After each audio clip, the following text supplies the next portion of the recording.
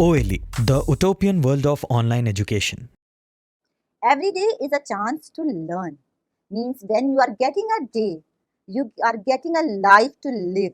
So you have a chance to learn. When you are alive, then everywhere you will find something new to learn.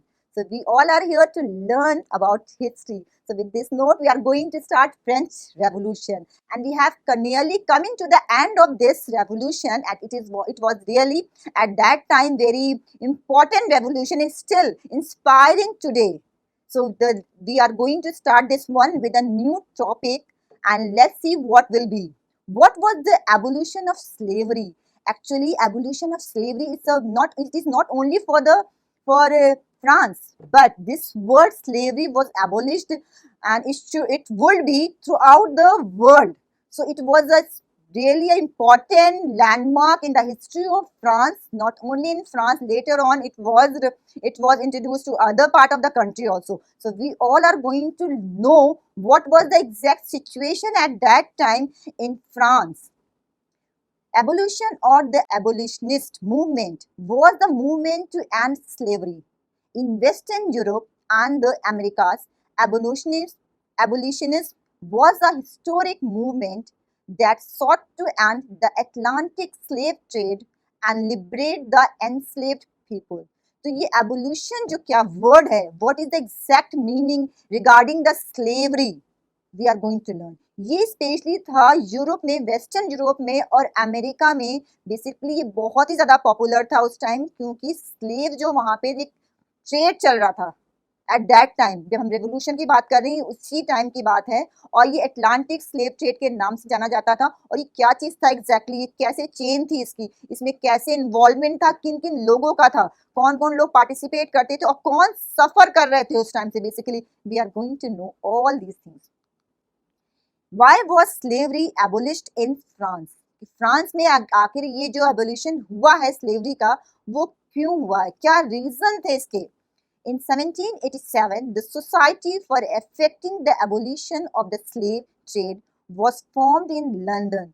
1787 में जो society बनी थी जिन्होंने abolition किया था, abolition of the slave trade को against किया था, वो फॉर्म किया था लंदन में. Revolutionary France abolished slavery throughout its empire in 1794, although it was restored in 1802 by Napoleon as part of a program to ensure sovereignty over its colonies.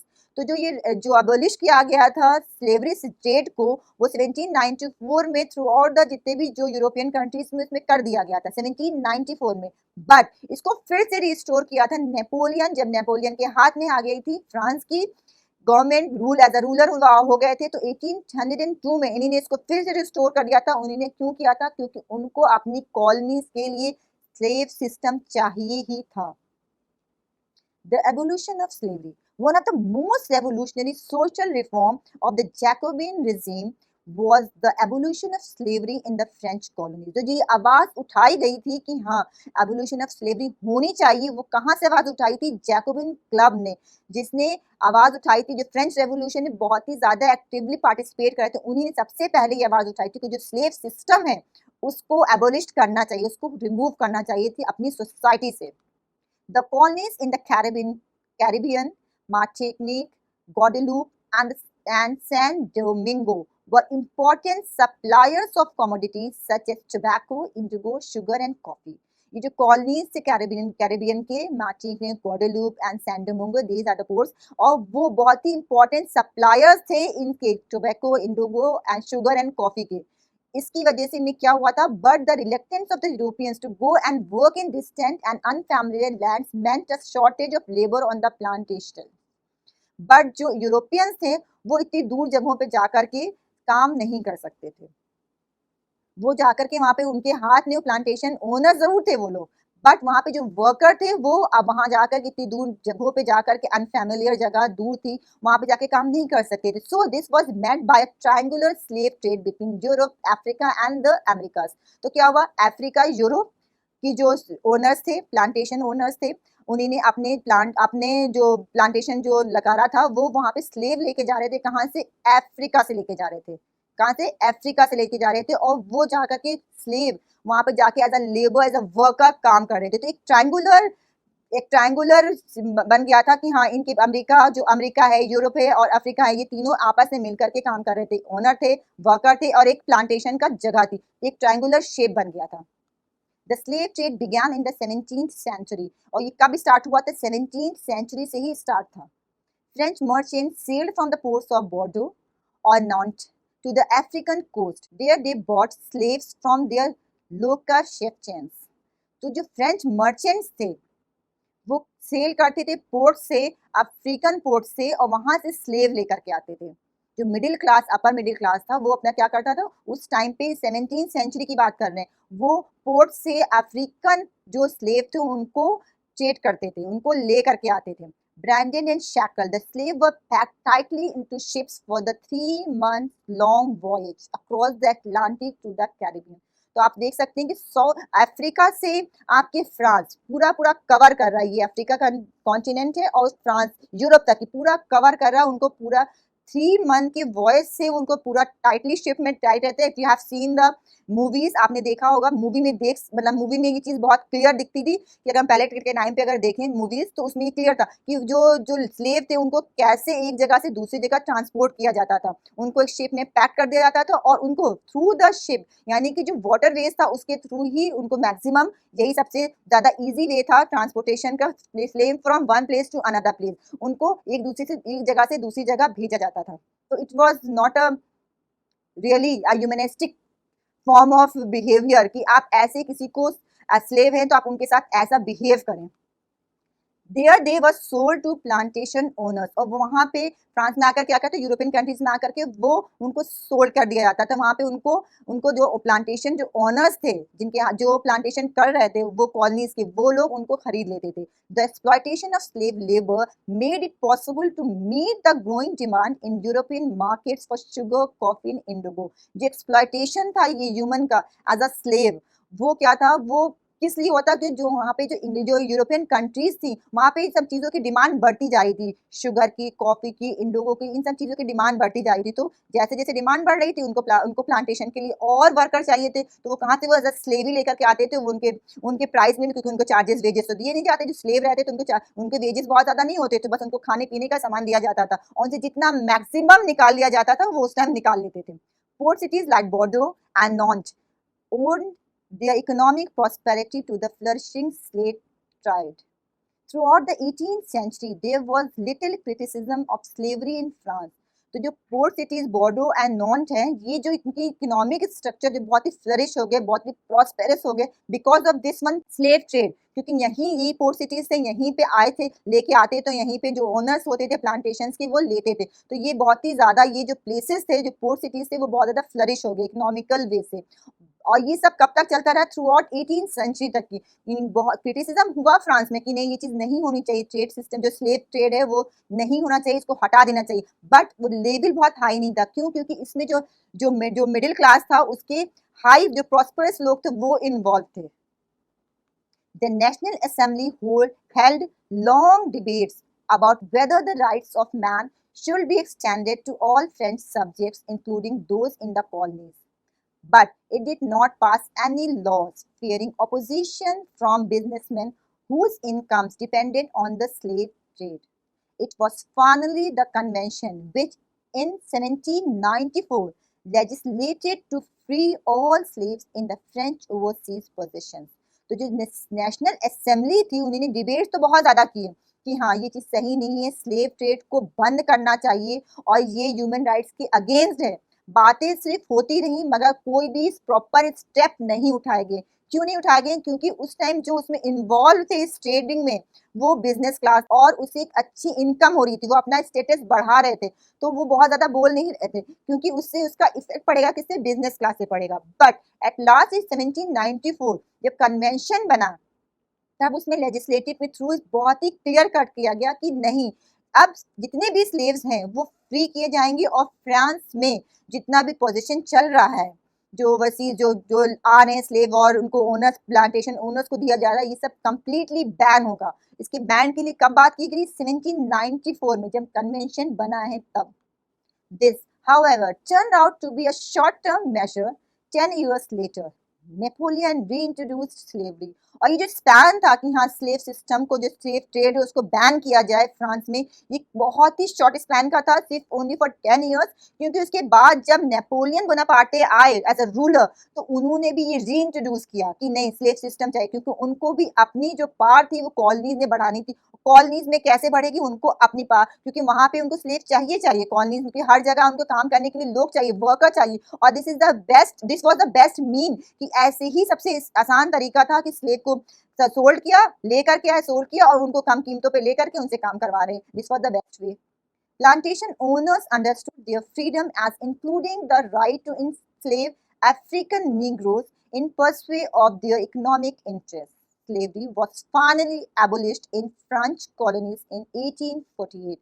तो जो plantation owners थे उनको ये क्लियर था scene कि वो जो अफ्रीकन निग्रोज हैं, बेसिकली वो जो वहाँ के नेटिव थे अफ्रीका के, क्योंकि अफ्रीका से ही स्लेव का को लेकर के आते हैं और यूरोपियन कंट्रीज में उसे सेल आउट किया जाता था at that time.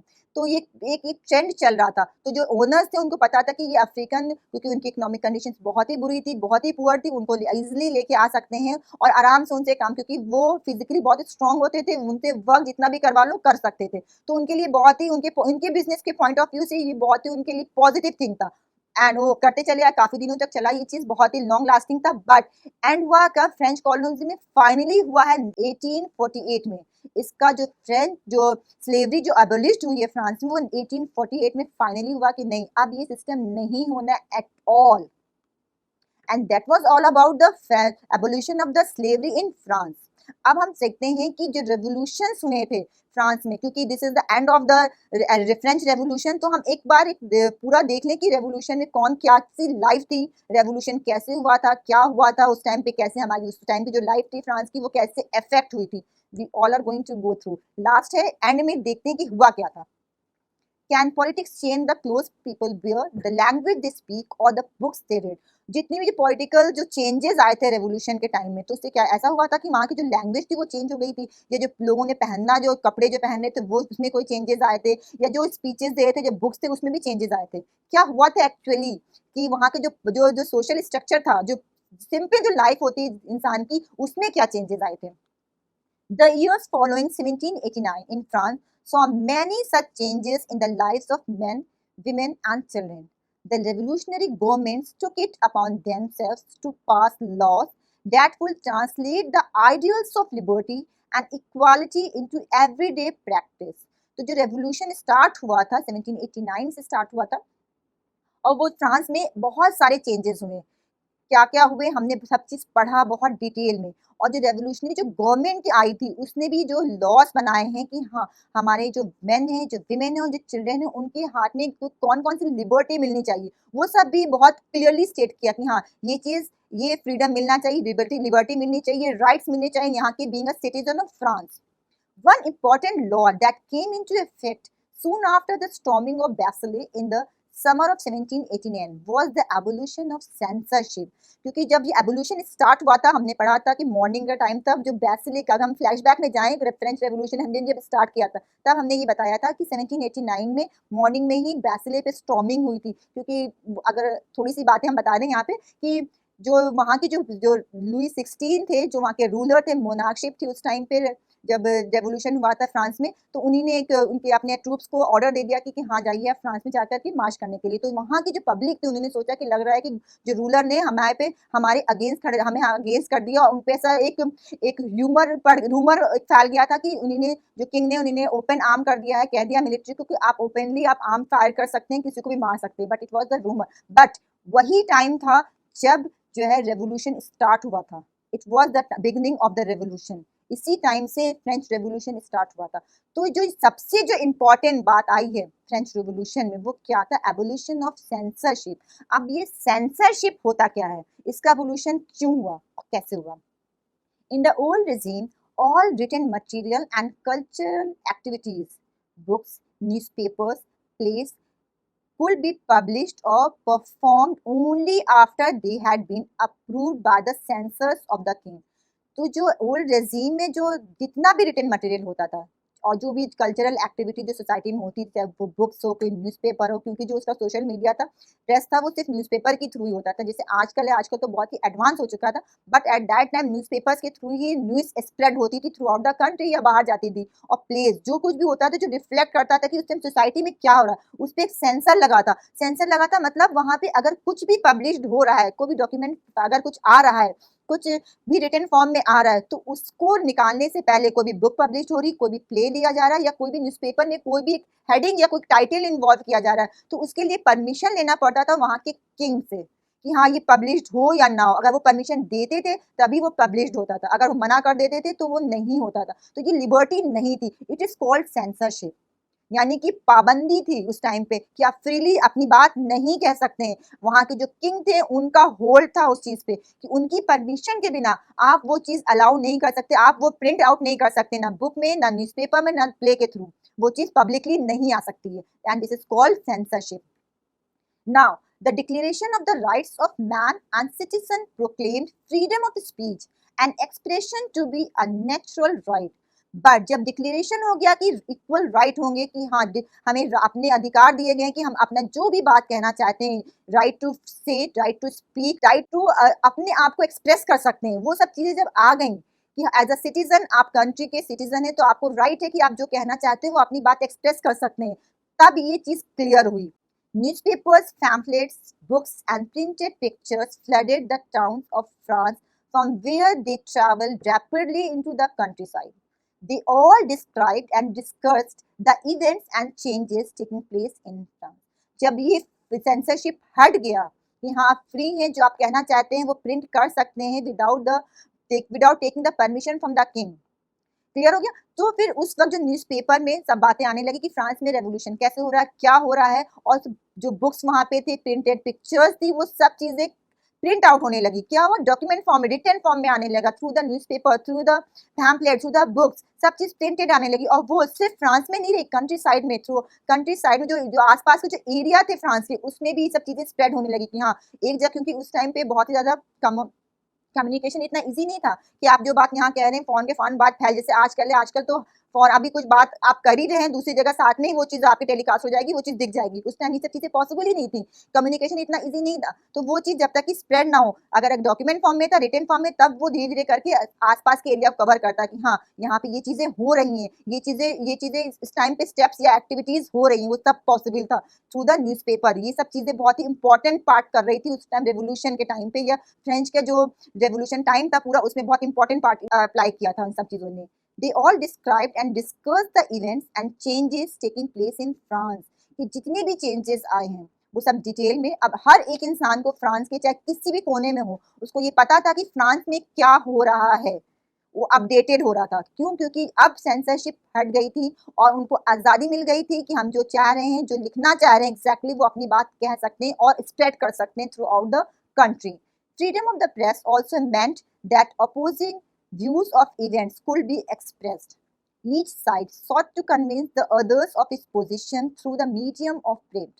Plays, songs and festive processions attracted large numbers of people. क्योंकि ये सब चीजें बैंड थी, कोई भी चीजें पॉसिबल नहीं थी, सब चीजें बैन लगा हुआ था, तो गवर्नमेंट परमिशन ही नहीं देती थी कि अपनी ओपनली बात है, प्रेस से कोई बात रिलीज हो सके। बट जब ये सेंसरशिप हट गई तो उनको प्रेस को फ्रीडम मिला कि अगर वो अपोज करना चाहते हैं कुछ भी, जो भी व्यूज दे रहा है, जो भी इवेंट्स हो रहा है फ्रांस में, अगर उसे अपोज करना चाहे तो इजीली अपोज करते थे वो प्रेस के थ्रू कि हाँ ये चीजें जो इवेंट्स हो रहे हैं वो चीज सही नहीं जा रही है, हम इसको इस रास्ते पे जाना चाहिए। और ईच साइड जो भी पोजीशन थी through the medium of print, और सब चीज प्री मीडियम, क्योंकि वो सब डॉक्यूमेंट्री फॉर्म में हो रहा था, रिटन फॉर्म हो रहा था, तो इजिली सर्कुलेट भी हुआ था थ्रू आउट द कंट्री। और प्लेस के थ्रू, सॉन्ग के, सब चीज से सेंसरशिप हट चुका था। इजिली जो चाह रहे थे, जो दिखाना चाह रहे थे और जो बताना चाह रहे थे फ्रांस को, वो इजिली एक दूसरे को बता पा रहे थे, तब पॉसिबल हुआ था। This was one way they could grasp and identify with ideas such as liberty or justice that political philosophers wrote about at length in texts which only a handful of educated people could read. तो जो pledge हो रहे थे, जो songs हो रहे थे, वो एक बहुत ही अच्छा मीडियम था उन लोगों के लिए जो अनएजुकेटेड थे, क्योंकि जो बुक्स हैं या न्यूज़पेपर हैं वो जो एजुकेटेड लोग हैं वही पढ़ सकते थे।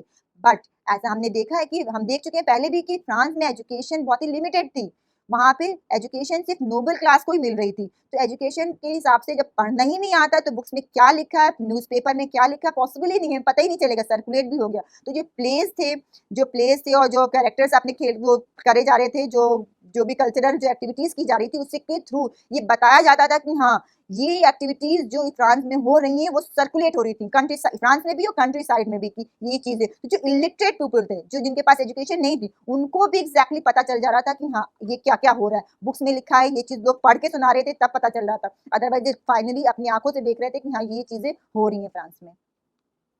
एट लास्ट कंक्लूजन क्या निकला कि क्या हुआ? In 1804, Napoleon Bonaparte crowned himself Emperor of France. 1804 में नेपोलियन बोनापार्ट ने अपने आप को डिक्लेयर किया कि I am the emperor of France. He set out to conquer neighboring European countries, disposing dynasties and creating kingdoms where he placed members of his family. तो उसने क्या, जितने भी नेबरिंग जो कंट्रीज थी, यूरोपियन कंट्रीज को, उन पे भी उन्होंने फाइनली जो है ना, उनकी जो डायनेस्टीज थी, उनसे जो किंगडम थी, उनसे ले ली और उस पे जो पोस्ट जो किया, अपने ही फैमिली के मेंबर्स को एज अ किंग वहां पे एज अ रूलर वहां पे पोस्टिंग करी.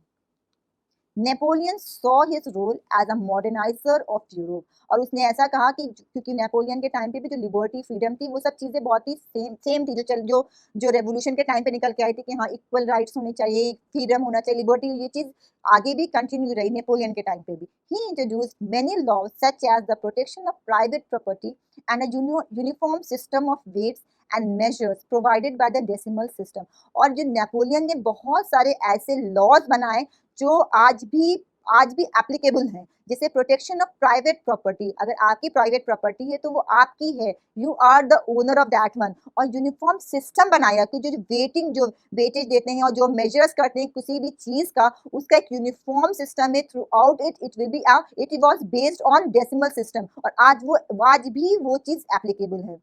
Initially many saw Napoleon as a liberator who will bring freedom for the people. Starting में क्या हुआ, जो नेपोलियन थे एज अ लिबरेटर, बहुत लोगों ने देखा कि हाँ, ये लिबरल बातें कर रहा है, फ्री दे रहा है, जो चीजें हम लोगों ने स्टार्ट करी थी उसी के अकॉर्डिंग चल रहा है, और फ्रीडम दे रहा है पीपल को, what they wanted to do they were doing. But soon the Napoleon armies came to be viewed everywhere as an invading force. But later on बहुत जल्दी समझ में यह आ गया कि नेपोलियन को अपनी power through out the colonies, बहुत ही यूरोपियन कंट्रीज में फैलाना था. तो उन्होंने क्या करे थे, इन्वेड कर रहे थे अपनी फोर्स को, हर जगह भेज रहे थे, हर जगह चाह रहे थे कि हमारी ही पावर रहे, हम ही रूल करें. He was finally defeated at Waterloo in 1815. तो ये चीज एक्सेप्ट नहीं हुई और 1859 में he was defeated at Waterloo. Many of his measures that carried the revolutionary ideas of liberty and modern laws to other parts of Europe had an impact on people long after Napoleon had left. तो जो उन्होंने जो rules and regulation, जो laws बनाए थे Napoleon में, ऐसा नहीं था कि नेपोलियन में सिर्फ अपनी डायनेस्टी को बढ़ाना ही चाह रहे थे. बहुत से रूल्स एंड रेगुलेशन उस टाइम बने थे जो आज भी एप्लीकेबल है और वो एवरलास्टिंग है और वो एक्सेप्टेड हुए through out the world. Not सिर्फ उनके ही जो यूरोपियन कंट्रीज थे वहीं पे नहीं, थ्रू आउट द वर्ल्ड वो एक्सेप्ट किए गए हैं. The ideas of liberty and democratic rights were the most important legacy of the French Revolution. जो फ्रेंच रेवोल्यूशन का जो सबसे इम्पोर्टेंट पार्ट जो है वो लिबर्टी और फ्रीडम का है, जो आज हम बीइंग इंडियन अगर बात करते हैं तो हम भी बात करते हैं कि I am liberal, I am free to say anything. जो भी बात कहना चाहते हैं वो कह सकते हैं, जो करना चाहते हैं we are free to do the thing. तो ये सारी बातें आखिर कहाँ से आई हैं? सिर्फ फ्रांस तक ही नहीं रह गई कि जो फ्रेंच रेवोल्यूशन हुआ था सिर्फ वो एक जगह तक ही था, फ्रांस तक ही लिमिटेड है, नहीं, थ्रू आउट द वर्ल्ड वो स्प्रेड हुआ. वो एक कहते हैं ना स्टार्टिंग पॉइंट था और फिर उसके बाद पूरे ऑल ओवर वर्ल्ड में स्प्रेड आउट हुआ है. इवन इंडिया जैसे कंट्री में भी ये चीज वहीं से आई है. These spread from France to the rest of Europe during the 19th century, where feudal systems were abolished. Colonized peoples reworked the idea of freedom from bondage into their movements to create a sovereign nation state. तो जो spread हुआ ये चीज from France से spread हुई और Europe की 19th century में जो फ्यूडल सिस्टम चल रहा था वो भी एबोलिश हुआ. फ्यूडल सिस्टम में हमने बताया था कि वहाँ पे जो मोनार्की सिस्टम था उस टाइम पे ये सिस्टम चल रहा था कि जो लैंड था उसको वहां के वर्कर को, पीजन को देते थे लैंड को और उस पर वर्क करवाते थे. वो उनके अंडर में काम करता था, that was called feudal system, वो एबॉलिश्ड हुआ। ये भी सब लिबर्टी और फ्रीडम की जो रेवोल्यूशन में जो बात की गई थी उसके बाद ही पॉसिबल हुआ है। Tipu Sultan and Raja Ram Mohan Roy are two examples of individuals who responded to the ideas coming from revolutionary France. Raja Ram Mohan Roy was one of those who was inspired by new ideas that were spreading through Europe at that time. The French Revolution and later the July Revolution excited his imagination. Tipu Sultan और राजा राम मोहन राय जो बहुत ही ज़्यादा example हैं कि उन्होंने inspiration ली है।